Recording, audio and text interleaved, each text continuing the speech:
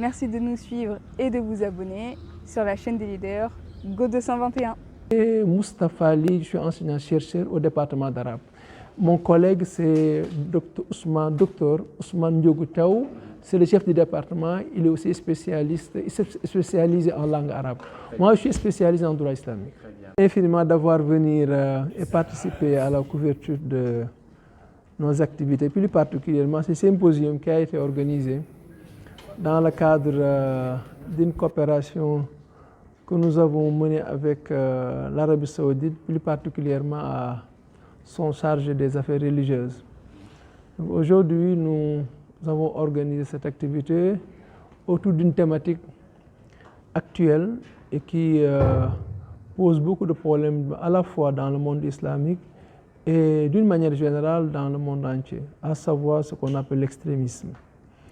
Alors tous les travaux que nous avons pu accomplir depuis ce matin jusqu'à l'après-midi, ça a tourné autour d'abord de la compréhension d'abord de la signification du terrorisme et essayer de déconstruire un peu les préjugés à partir desquels souvent on accuse ou bien on impute à quelqu'un du terrorisme ou bien de l'extrémisme sans pour autant être sûr de ce que l'on est en train de dire, mais pour revenir encore dire et insister que dans notre religion, l'extrémisme n'a pas de place.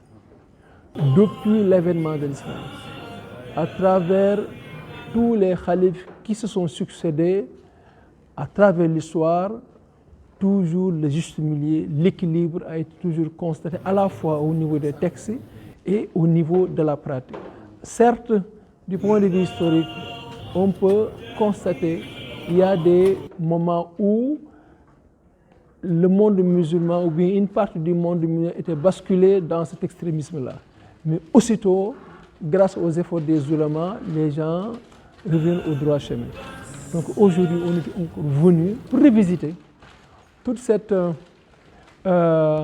littérature qui a été écrite autour de ce phénomène, ainsi que le narratif qui accompagne cette littérature pour essayer de réactualiser les données afin de pouvoir partager ça avec nos concitoyens.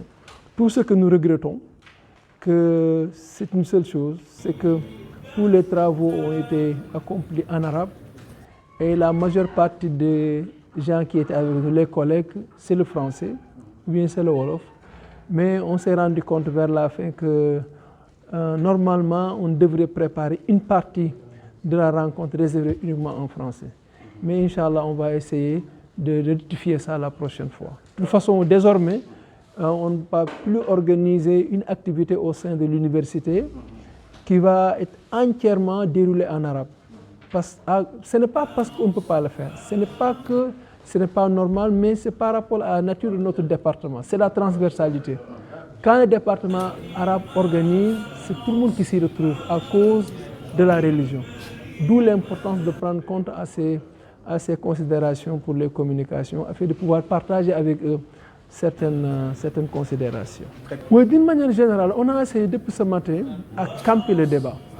Que quand on parle de l'extrémisme, du terrorisme, ce n'est pas par rapport à un adversaire qui accuse un autre adversaire, mais c'est par rapport d'abord aux textes qui nous est tous communs, c'est les textes sacrés. Qu'est-ce que c'est l'extrémisme? Qu'est-ce que cela signifie? Et qu'est-ce que cela a été vécu de par le passé? Aujourd'hui, comment nous devons le comprendre?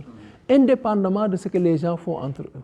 Ça, vraiment, on a fait un effort pour arriver à des précisions. Reste maintenant à régler ce phénomène que nous sommes en train de traverser, comme par ailleurs de par le monde islamique. Il y a des contingences, il y a des contradictions dans la société. Et quand les gens se rebellent pour faire face à une injustice, souvent c'est l'autre qui l'accuse de terrorisme ou de l'extrémisme. Donc l'extrémisme de quelqu'un ou bien la déviation de quelqu'un n'est pas déterminé par son adversaire, mais ça doit être déterminé par les textes. Soit c'est les textes sacrés ou bien les textes juridiques. Mais nous, en tant qu'intérêt, on ne peut pas cautionner cela. On ne peut pas cautionner d'écouter seulement un adversaire qui accuse un autre adversaire parce qu'ils n'ont pas les mêmes points de vue, ils n'ont pas les mêmes perceptions, ils n'ont pas les mêmes réactions. Donc, autrement dit, personne n'a le droit, à partir de sa personne, à partir de sa perception de la vie, de qualifier les gens. On ne juge pas les gens. C'est le Seigneur seul qui est habilité à nous juger.